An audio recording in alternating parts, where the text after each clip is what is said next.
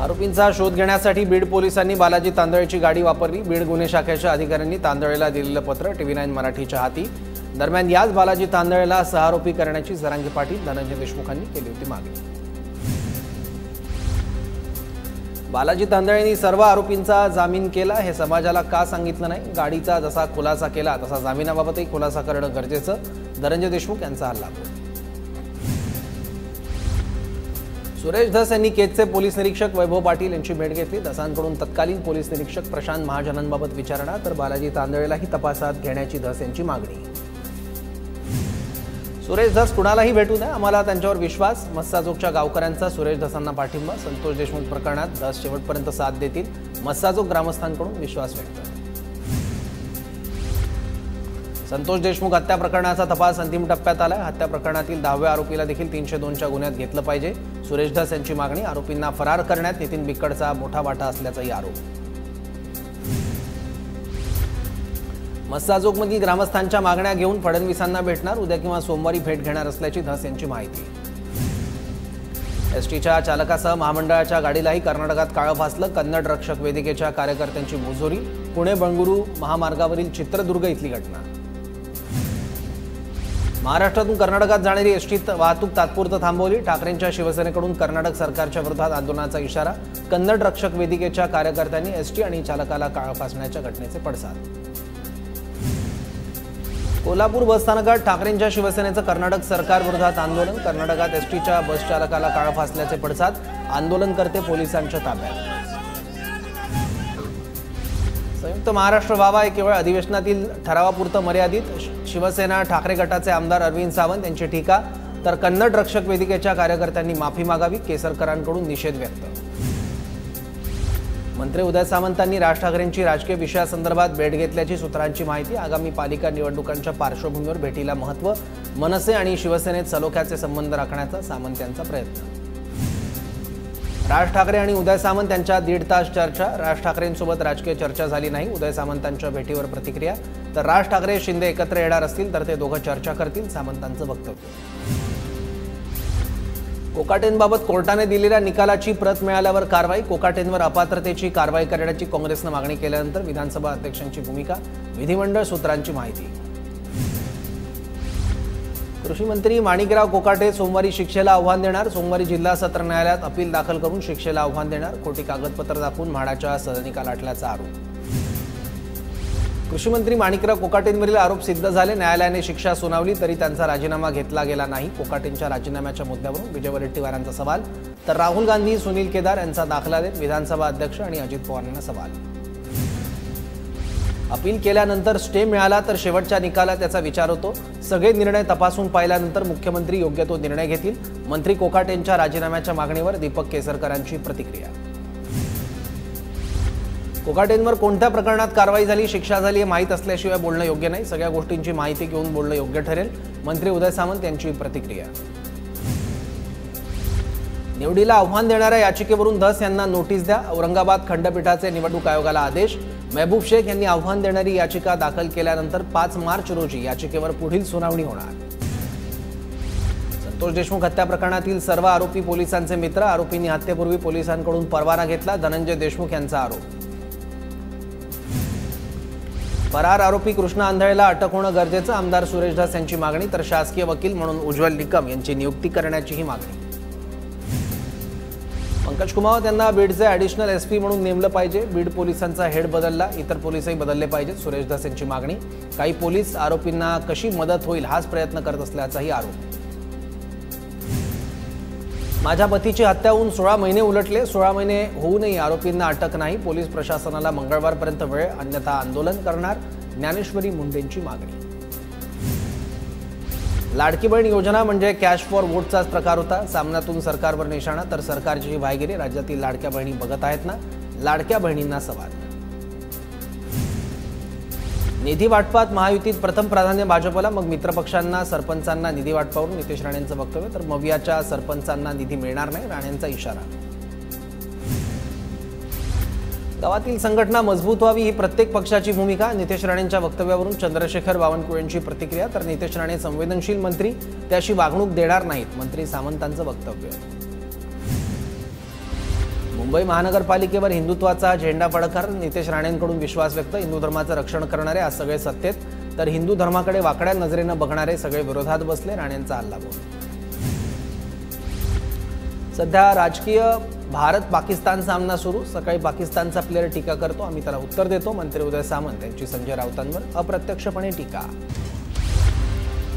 ठाकरेंच्या शिवसेनेकडून पुणे महापालिकेची जोरदार तयारी। उद्धव ठाकरे मार्चच्या पहिल्या आठवड्यात पुणे दौऱ्यावर। मेळाव्यात ठाकरे शाखा प्रमुख आणि इच्छुक उमेदवारांना भेटणार। निवडणुकीसाठी 180 इच्छुक उमेदवारांचा पक्षाकडे अर्ज।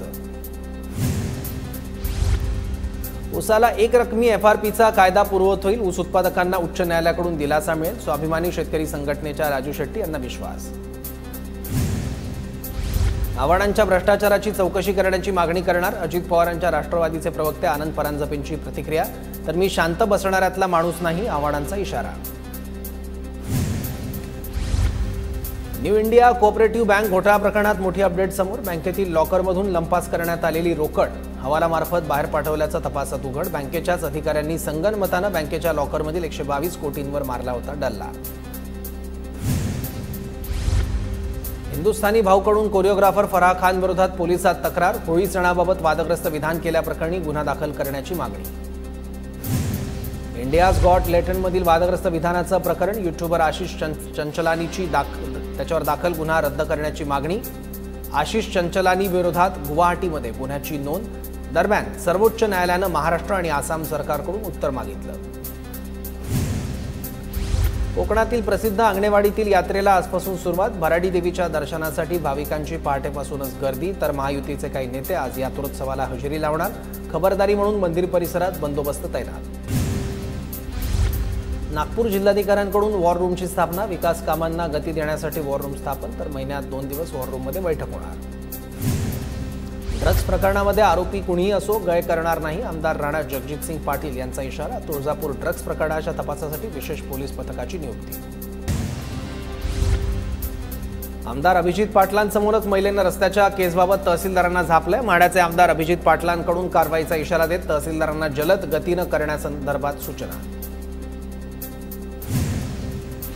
धाराशिव सोयाबीन आणि कापूस पिकासाठी भावांतर योजना लागू करून शेतकऱ्यांचं नुकसान भरून काढा। जाहीरनाम्यातील आश्वासनाची पूर्तता करण्याची मागणी करत आंदोलन करण्याचा इशारा। यंदाही होळीला रेशन धान्यासोबत साडी मिळणार। जळगावात 44,160 महिलांना अंत्योदय योजनेच्या माध्यमातून साडी मिळणार। कॉपी रोखण्यासाठी जायकवाडी केंद्रावर भन्नाट उपाय। शाळेच्या पाठीमागून खिडकीतून कॉपी देता येऊ नये म्हणून शाळेच्या पाठीमागे खोदला 3 फूट रुंदीचा चर। जिल्ह्यातल्या पैठण तालुक्यातील जायकवाडी परीक्षा केंद्रावरील प्रकार। यवतमाळ जिल्ह्यातील महागावात मराठीचा पेपर फुटला। मराठीची प्रश्नपत्रिका सोशल मीडियावर व्हायरल। महागाव पोलीस ठाण्यात 2 जणांवर गुन्हा दाखल। कोठारीतील परीक्षा केंद्रावरून पेपर फुटल्याचं तपासात निष्पन्न। 10वीचा पहिला पेपर फुटीच्या पार्श्वभूमीवर बोर्डाचे अधिकारी अलर्टवर। नागपूर विभागीय बोर्डाचे अध्यक्ष चिंतामण वंजारी यांच्याकडून परीक्षा केंद्रावर पाहणी। गोंदियामध्ये मराठीच्या पेपरला 227 विद्यार्थ्यांची दांडी। तालुक्यातील 98 केंद्रांवर कुठेही कॉपीचा प्रकार घडला नाही। कॉपीमुक्त परीक्षेसाठी विविध पथकांची नियुक्ती। पुण्यातल्या मावळमध्ये 40 लाखांच्या खंडणी प्रकरणी 3 जणांवर गुन्हे दाखल। या प्रकरणी 3घांना अटक, मात्र एक अजूनही फरार। देहू रोडचे बांधकाम व्यावसायिक प्रदीप चव्हाण यांना दिली होती धमकी। मागील 5 महिन्यांपासून जलजीवनच्या कामांना निधी न मिळाल्यानं ठेकेदारांकडून आठवडाभर काम बंद आंदोलन। याची दखल घेत शासनाकडून 90% काम पूर्ण झालेल्या योजनांची बिलं देण्याची तयारी। होळी सणानिमित्त वाशिममध्ये महिलांना मोफत साडी मिळणार। पुरवठा विभागाच्या माध्यमातून 50,242 महिलांना लाभ मिळणार। साडीचा दर्जा चांगला असावा, महिलांची मागणी।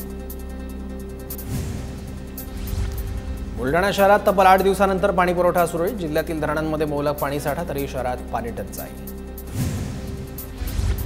जालन्यातील कल्याणगिरीच्या मध्यम प्रकल्पाला गळती। लाखो लिटर पाणी वाया गेल्यानं पाणीसाठ्यात झपाट्यानं घट। पाटबंधारे विभागानं तात्काळ दुरुस्ती करावी, नागरिकांची मागणी। जालना जिल्ह्यातील 64 पैकी 15 प्रकल्पांमध्ये पाण्याचा मृतसाठा शिल्लक। उर्वरित मध्यम प्रकल्पामध्ये केवळ 35%च उपयुक्त पाणीसाठा शिल्लक। उन्हाची तीव्रता वाढत चालल्यानं पाणी टंचाईच्या झळा। पुण्यातील धरण प्रकल्पग्रस्तांची कसून चौकशी प्रकल्पग्रस्तांना 2दा लाभ मिळालाय का याची चाचपणी करण्यात येणार। 70 वर्षांनंतरही लाभ न मिळाल्यानं प्रकल्पग्रस्तांकडून हायकोर्टात तक्रार करण्यात आली होती. जळगाव जिल्ह्यातील 171 गावांमधील 205 जलस्रोतांमधील पाण्याच्या नमुन्यांचा अहवाल प्राप्त. अहवालानुसार 193 जलस्रोत शुद्ध तर 6 जलस्रोतांमध्ये नायट्रेटचं प्रमाण अधिक. युरियाच्या अतिवापरामुळे नायट्रेटचं प्रमाण वाढलं. शिर्डीत परवानाधारक रिक्षा चालकांनाच रिक्षा चालवता येणार. चालकाकडे ड्रेस, बॅच, बिल्ला असणं बंधनकारक. शिर्डी वाहतूक शाखेकडून रिक्षा चालकांना सूचना. पुरंदर तालुक्यातील वनक्षेत्रात कृत्रिम स्वरूपाचे पाणवठे तयार. एकूण 17 ठिकाणी वन्य प्राण्यांसाठी पाणी पुरवठा. नीरा ते बारामती एसटी तिकिटांच्या दरात तफावत. प्रवाशांचा आरोप तर तातडीने दुरुस्ती केली जाईल. बारामती आगार प्रमुखांची माहिती. थंड हवेचं ठिकाण म्हणून प्रसिद्ध असलेल्या लोणावळ्यात उष्णतेचा पारा वाढला. उष्णतेमुळे पर्यटकांची लोणावळ्याकडे पाठ. शिरूरच्या पिंपरी धुमालात सोमेश्वर मंदिराचा कलशारोहण सोहळा उत्साहात संपन्न. लेझिम पथक आणि ढोल ताशाच्या गजरात कलश मिरवणूक. जिल्ह्याभरातून मोठ्या प्रमाणात शिवभक्तांची उपस्थिती. छत्रपती संभाजीनगरमध्ये आज विद्रोही साहित्य संमेलन. महात्मा फुले चौक ते अमखास मैदान दरम्यान ग्रंथदिंडी. जळगावच्या मुक्ताईनगरमध्ये गजानन महाराजांचा पालखी सोहळा उत्साहात संपन्न. वारकरी संप्रदाय पालखी सोहळ्यात सहभागी. स्वनिधी से समृद्धी योजनेत नाशिक राज्यात प्रथम. या योजनेअंतर्गत तब्बल 79,484 पथविक्रेत्यांना विविध 8 योजनांचा लाभ. जळगावचे जिल्हाधिकारी आयुष प्रसाद यांची नाशिक विभागातून उत्कृष्ट जिल्हाधिकारी नामांकनात निवड. महाराष्ट्र राज्य बालहक्क संरक्षण आयोगाच्या 2024च्या बालस्नेही पुरस्काराकरिता जिल्हाधिकारी आयुष प्रसाद यांची निवड.